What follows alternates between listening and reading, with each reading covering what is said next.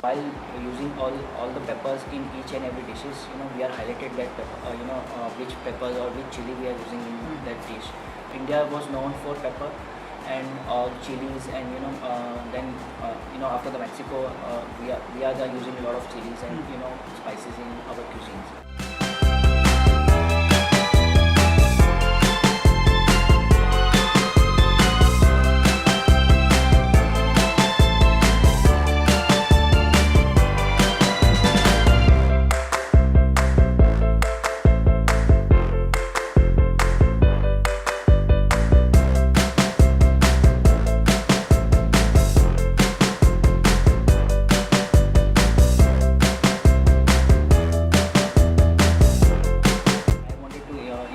Introduce that veg food in by using traditional recipes and traditional taste I wanted to follow, but the food presentation will be modern, and the presentation of food and the taste of food, because of using these peppers and chili peppers and everything, it will be enhanced, and you will enjoy the food.